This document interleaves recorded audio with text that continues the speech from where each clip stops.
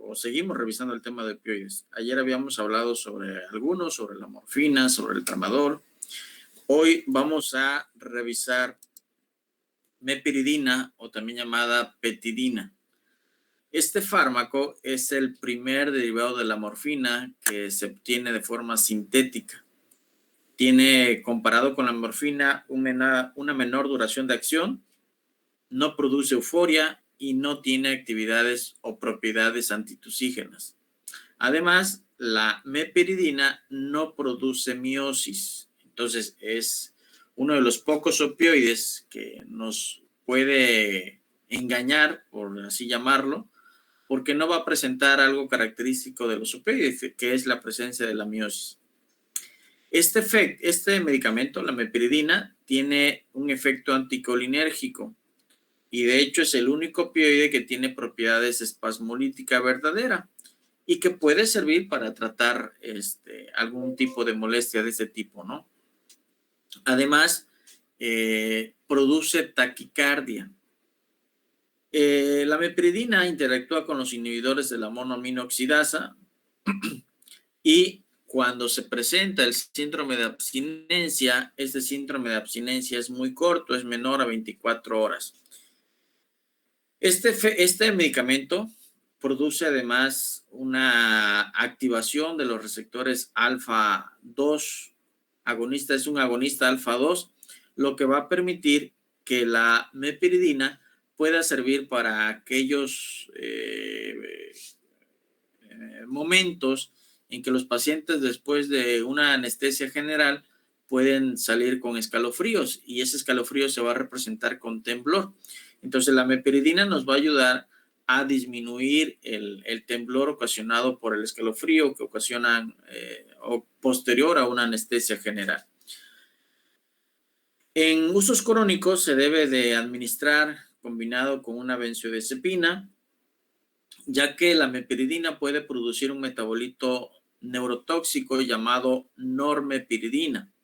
Esta normepiridina conserva la actividad analgésica hasta en un 50% de la mepiridina y tiene propiedades proconvulsivantes. Entonces, en un paciente que tiene antecedentes de crisis convulsivas, se incrementa el riesgo de que ese paciente pueda presentar una crisis convulsiva cuando recibe mepiridina. ¿Por qué? Por el metabolito neurotóxico que tiene.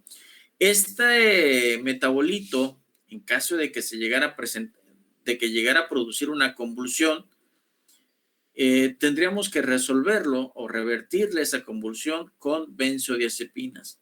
Mas, sin embargo, el metabolito no lo podemos inhibir, ni a la mepiridina podemos inhibir utilizando naloxona. Entonces, la naloxona, a pesar de ser un antagonista de los opioides, no tendría función para utilizarlo en aquellos pacientes que están intoxicados con mepiridina o petidina. Entonces, la naloxona no nos va a servir aquí. El riesgo de convulsiones se va a incrementar en aquellas personas que reciben dosis altas de mepiridina o pacientes que tienen insuficiencia renal crónica. Por lo tanto, no debería de ser utilizado en este tipo de pacientes y tampoco debería de ser utilizado en pacientes con mayores de 65 años. Pacientes ancianos mayores de 65 años no deberían de recibir mepiridina. ¿Por qué? Por el riesgo de que puedan llegar a presentar crisis convulsivas.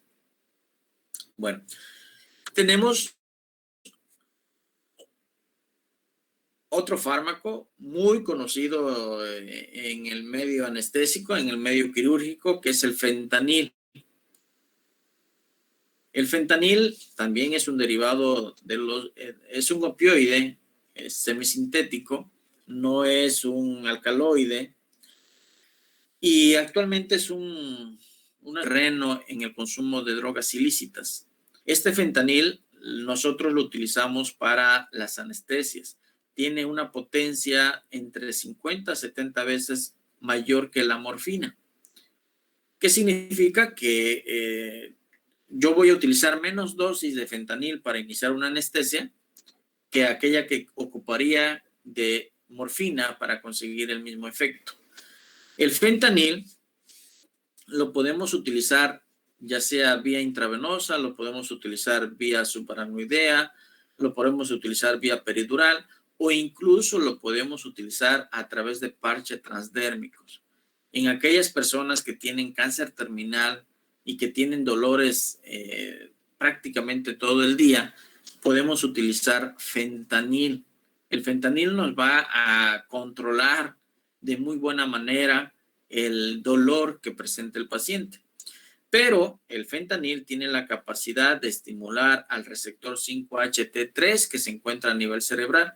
Por lo tanto, es un fármaco que nos puede llevar a presentar crisis, momentos de náusea y vómito. Es un fármaco sumamente productor de náusea y vómito.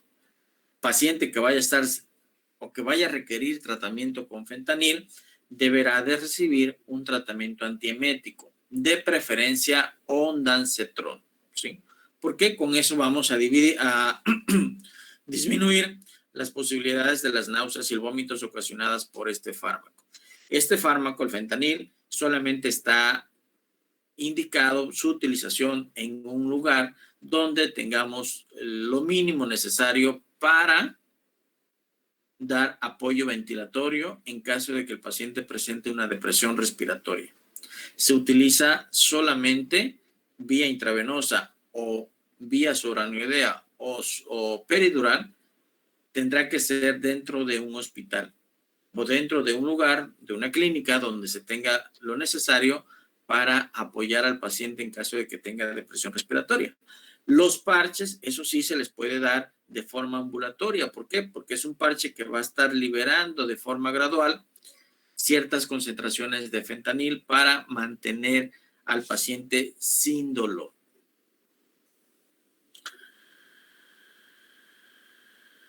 El otro fármaco similar al fentanil, pero es mucho más potente que este. Tiene unas 10 veces más potencia que el fentanil y unas 1000 veces más potencia que la morfina. Entonces, hablando de potencia, el menos potente es la morfina, luego sigue el fentanil y por último el sufentanil. El sufentanil también, al igual que el fentanil, se tiene que utilizar dentro de un espacio hospitalario. No lo podemos administrar por otra vía que no sea la vía intravenosa y sirve para mantener al paciente sin dolor durante un procedimiento quirúrgico. Con esto, con el sufentanil, vamos a utilizar, pues lógicamente, mucho menos dosis que las que utilizamos con el fentanil. El remifentanil es un fármaco también de uso intrahospitalario que tiene una característica muy especial. Es un fármaco que tiene un inicio de acción muy rápido y también tiene un tiempo de término muy rápido. Este remifentanil se va a utilizar solamente vía intravenosa y de preferencia vía infusión intravenosa. ¿Por qué? Porque les digo, tiene un inicio de acción muy rápido, pero también termina muy rápido. Entonces, si nosotros queremos que el paciente esté bajo el efecto del remifentanil, lo que tenemos que hacer es pues, mantenerlo bajo una infusión permanente para que mantenga los niveles adecuados y el paciente pueda ser operado sin ningún problema. Tan pronto como se cierra la infusión, a los 2 o 5 minutos por máximo, el paciente ya estará despertando del efecto de los opioides. Otra de las características que tiene el remifentanil es que se va a metabolizar a través de las esterasas plasmáticas. ¿Qué va a hacer? No, es un fármaco que podemos utilizarlo con toda confianza en pacientes que tengan daño renal, con toda confianza en pacientes que tengan daño hepático. ¿Por qué? Porque no se va a acumular, porque se va a metabolizar a través de estas enzimas plasmáticas que se llaman esterasas. Entonces, es el único fármaco dentro del grupo de los opioides que se metaboliza a través de las esterasas plasmáticas, ¿sí? La dosis que podemos utilizar es 0.025 a 0.2 microgramos por kilo minuto Y dependiendo del procedimiento podemos elegir la dosis más baja o la dosis más alta. Es un fármaco también muy efectivo, muy bueno y con la condición de que tan pronto suspendamos la infusión, el paciente va a dejar de presentar los efectos del remifentanil. Entonces recuerden, fentanil, sufentanil y remifentanil son fármacos que se van a utilizar en espacios intrahospitalarios. Bueno, pasamos a otro, que este fármaco es un agonista parcial de los receptores opioides. Es un agonista parcial de los receptores mu, pero tiene propiedades antagonistas de los receptores kappa y de los receptores delta. Va a ser de utilidad para controlar el dolor agudo y crónico. Útil para abandonar la adicción en aquellos pacientes que son consumidores crónicos de heroína o de morfina o de algún otro opioide.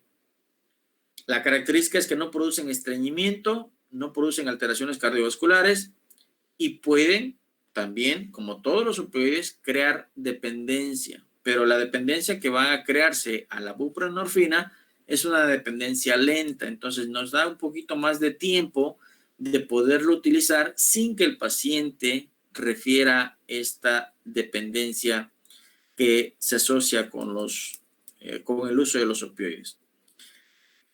El principal efecto adverso asociado a la buprenorfina es la náusea y el vómito. Siempre que ustedes vayan a utilizar buprenorfina, tienen que recordar que la buprenorfina es un agonista parcial de los receptores mu y como tal me puede crear o me puede originar depresión respiratoria, me puede originar miosis.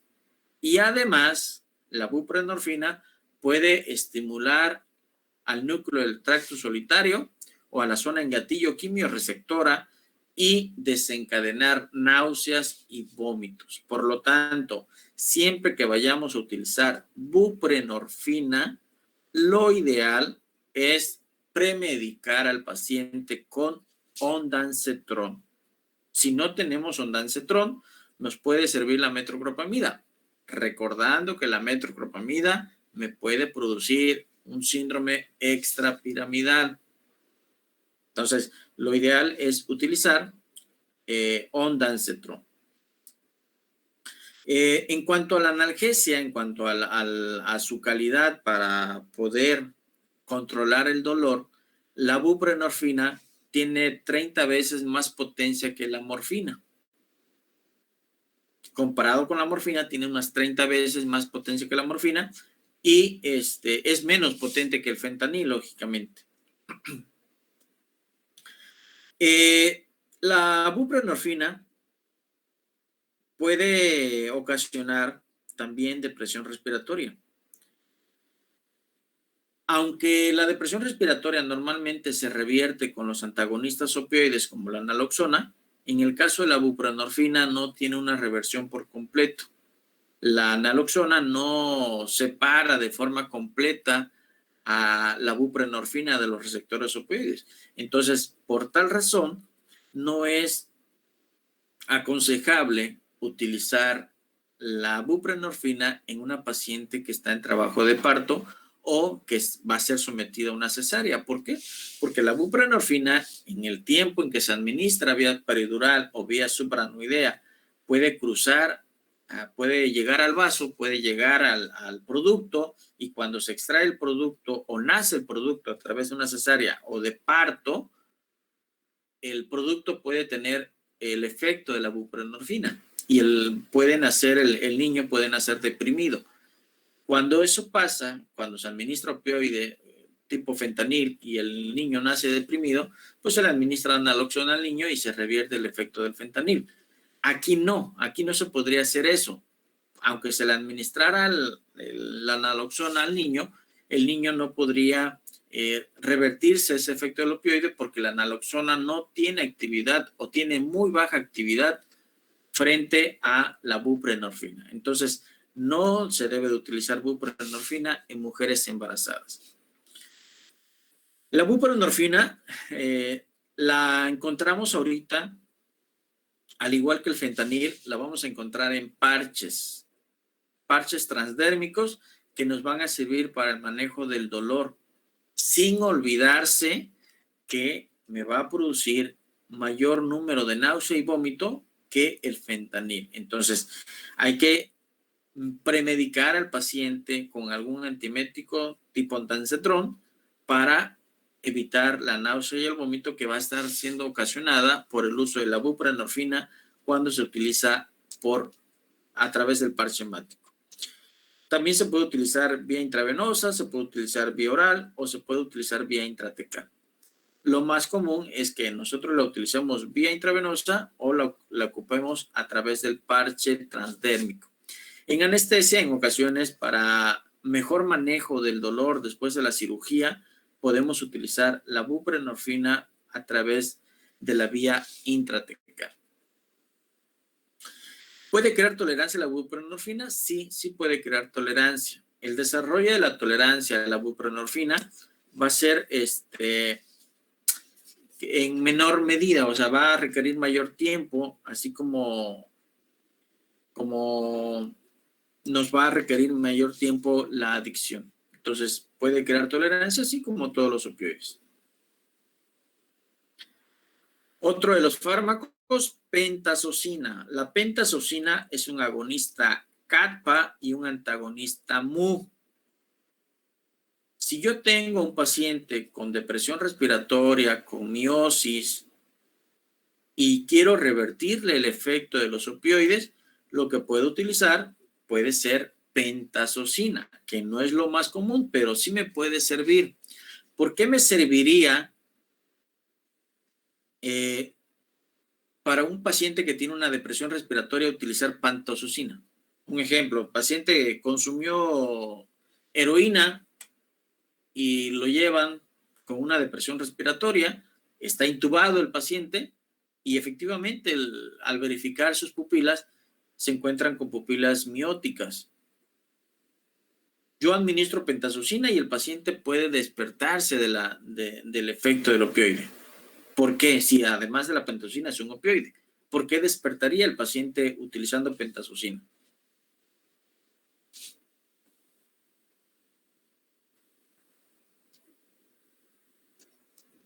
¿Por qué creen ustedes?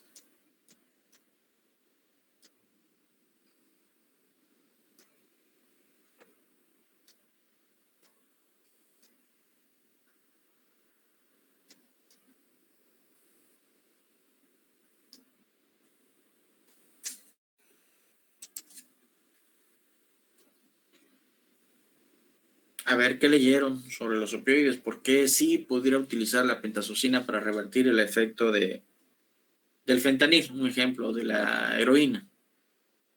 ¿Qué diferencia habría? ¿Por qué sí podría despertar y con los otros se duermen?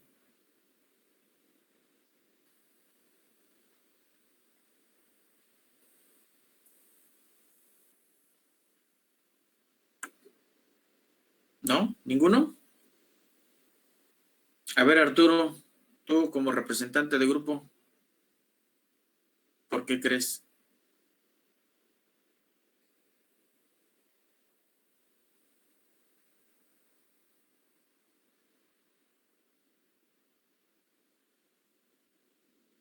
Nadie.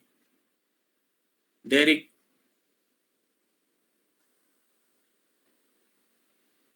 No escuché la pregunta, Doc, no estaba aquí. ¿Podría repetir? Bueno, ya te la perdiste entonces. No, bueno, está bien. Están muy atentos a todos, ¿eh? Entonces, la pentazocina va, en cuanto a la potencia, es 3 a 6 veces más potente que la morfina y tiene una vida media entre 2 a 3 horas. Puede provocar disforia, puede provocar alucinaciones, puede provocar taquicardia y puede provocar hipertensión arterial. Por lo tanto, no debería de ser utilizado en pacientes que tienen infarto agudo del miocardio o que tienen angina de pecho. Puede ser utilizado vía oral o vía intravenosa y cuando lo utilizamos para revertir el efecto de la heroína o de algún otro opioide agonista mu, puede desencadenar un síndrome de abstinencia. Oxicodona. La oxicodona se utiliza para el tratamiento del dolor leve a moderado y podemos encontrar combinaciones de oxicodona u oxicodona con paracetamol. Es un opioide débil, no es un opioide severo, pero combinado con algún fármaco analgésico como el paracetamol, nos puede servir muy bien para dolor leve a moderado, con mayor control, lógicamente, del dolor leve. Es una sustancia que desde hace mucho tiempo se ha utilizado para fines para consumo recreativo, ¿sí? Sus pastillas, sus comprimidos son conocidos en el bajo mundo como Roxis, ¿sí? Y que sirven pues precisamente para drogarse, para sentir la sensación placentera de los opioides. Actualmente la FDA aprobó una nueva presentación de oxicodona que tiene una liberación prolongada y que en teoría impide cortar, fragmentar, masticar, aplastar o disolver las tabletas para liberar más oxicodona. Entonces, quien lo consume no va a tener esa sensación placentera de forma inmediata y va a tener un efecto mucho más prolongado.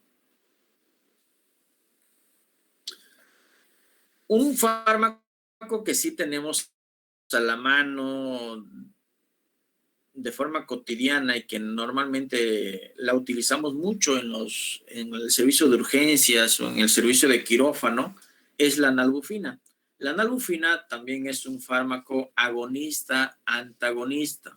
Es un fármaco agonista de los receptores kappa y es un fármaco antagonista de los receptores mu.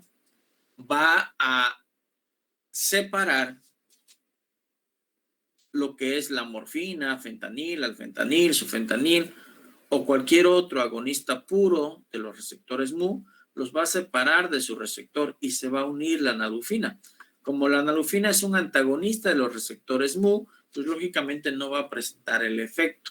Si el paciente tiene una depresión respiratoria causada por el consumo de opioides, llámese heroína, morfina, buprenorfina o cualquier otro, puede ser revertido con la utilización de nalbufina. La nalbufina es algo o actúa de forma similar a la pantosocina, pero no va a presentar los efectos adversos. La nalbufina también me va a servir para tratar el dolor de leve a moderado. Me puede servir para tratar el dolor en aquellos pacientes posoperados que están en piso y que están refiriendo mucho dolor.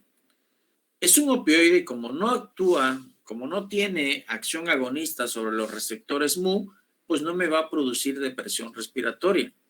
Y es muy común que en los hospitales, no sé por qué, no sé de dónde se obtiene esa información, pero es muy común que algunos compañeros médicos indiquen nalbufina 5 miligramos IV, 5 miligramos subcutáneo. La verdad no he encontrado una razón por la cual se tenga que utilizar de esa forma, pero en todos los hospitales así la utilizan, o sea, no hay una razón lógica para hacerlo.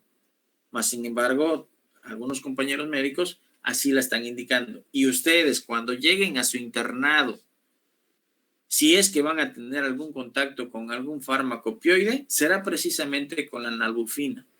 Y van a haber indicaciones de las que yo les estoy diciendo. 5 miligramos IV, 5 miligramos subcutáneo. No, les digo, no hay una razón lógica para eso, pero bueno, así lo van a hacer. ¿Cómo deberíamos utilizarlo?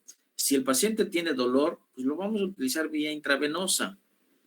Si queremos resolver el problema agudo de forma rápida, ¿sí? Vamos a utilizarlo vía intravenosa.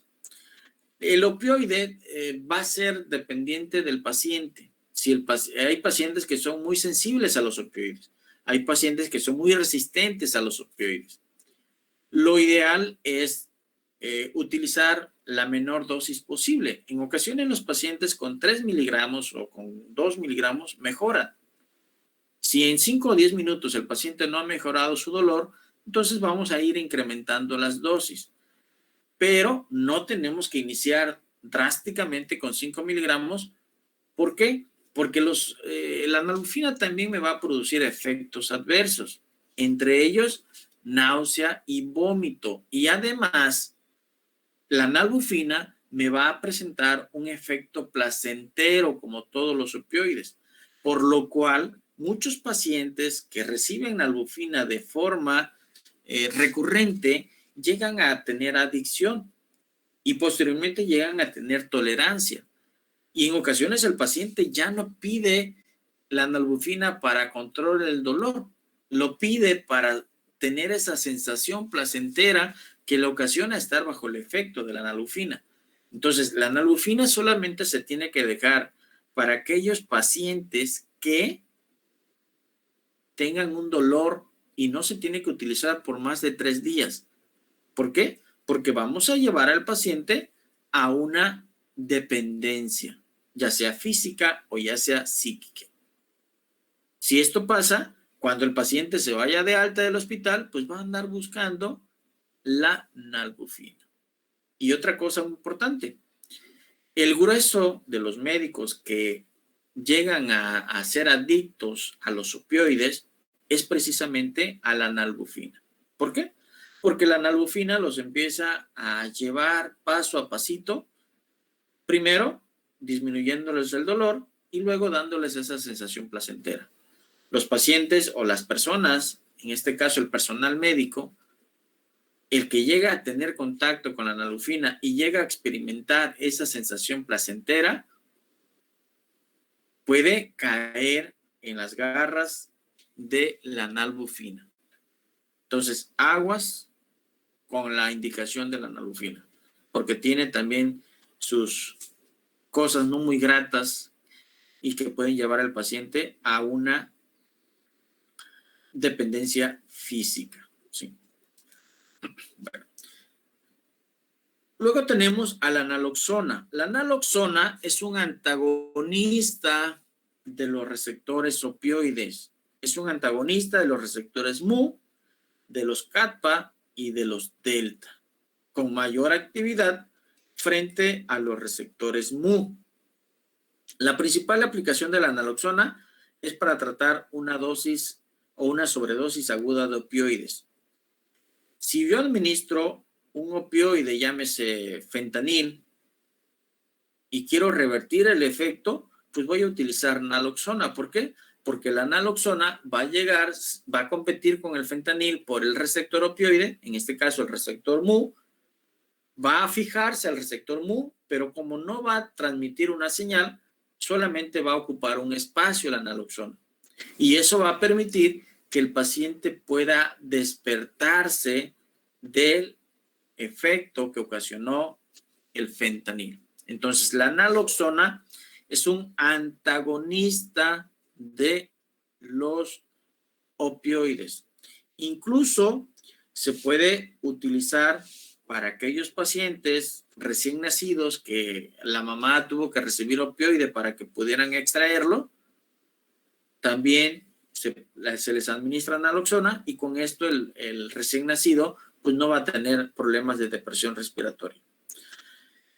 Hay que tener cuidado porque si la persona que está recibiendo el opioide, que recibió el opioide, perdón, es un adicto y es consumidor crónico, no sé, un adicto a la heroína, consumidor crónico de heroína, y en un consumo exagerado de la heroína se pasó de dosis y presentó una depresión respiratoria, nosotros al revertir el efecto de la heroína con la naloxona, podemos llevar al paciente a que presente un síndrome de abstinencia. El síndrome de abstinencia que habíamos hablado ayer, ¿sí? Se puede llegar a presentar cuando revertimos el efecto de la sustancia que el paciente ingirió. La vida aproximadamente de la naloxona es de 10 horas, pero la duración efectiva del efecto puede ser de 2 a 4 horas. Afortunadamente, la mayoría de los opioides se ajustan a este espacio de tiempo, salvo un opioide que revisamos ayer, que puede llegar a tener una duración hasta de 50 horas. La dosis de la naloxona es de 0.1 a 0.4 miligramos por vía intravenosa para la depresión respiratoria y depresión del sistema nervioso central que pueda poner en peligro la vida. Lógicamente, no vamos a empezar con los 0.4 miligramos, vamos a empezar con 0.1 miligramo. Si el paciente mejora alrededor de 1 a 3 minutos, ya con esa dosis nos quedamos. Si después de 5 minutos de la primera dosis el paciente no ha mejorado, vamos a administrar otro 0.1 miligramos y vamos a ir incrementando esta dosis hasta que el paciente despierte. ¿O hasta cuánto? ¿Cuánto sería la dosis máxima que pudiéramos utilizar de naloxona?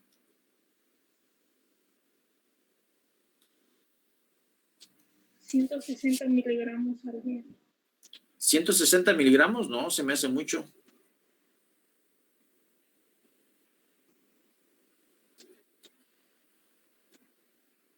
¿Por vía intravenosa? Sí, por vía intravenosa. Serían 10, ¿no? Pues demasiado. Ustedes ya tienen al paciente con depresión respiratoria, ya sospechan que puede ser opioide. Le estoy diciendo que pueden utilizar 0.1 a 0.4 miligramos por vía intravenosa, pero lo van a administrar cada 5 minutos. Pero tienen un tope, o sea, ¿hasta cuánto podría ser la dosis máxima de naloxona que pudiéramos llegar a utilizar? 0.8 miligramos. No, podemos utilizar hasta 5 miligramos como máximo. Si llegamos a los 5 miligramos y el paciente no ha despertado, lo más seguro es que el paciente tenga algún otro problema que le está ocasionando la miosis y no precisamente el opioide. Sí. Bueno, y otro fármaco que tenemos, además de la naloxona, es la naltrexona. La naltrexona es un fármaco similar a la naloxona, pero tiene una vida media más larga. La naltrexona también puede servir para tratar a los pacientes con alcoholismo. Tiene una duración de acción de aproximadamente 10 horas y se ha propuesto como fármaco de mantenimiento para adictos a la heroína en programas terapéuticos. Se le administra la metadona y también se le administra la naltrexona. Una sola dosis administrada en días alternos bloquea de manera virtual todos los efectos de una dosis de heroína y puede tener efectos beneficiosos en el choque séptico también. Bueno, con esto terminamos el tema de opioides. El siguiente tema es el de anestésicos locales y anestésicos generales, que eso los vamos a ver la próxima semana, ¿sí? Mañana no voy a poder estar,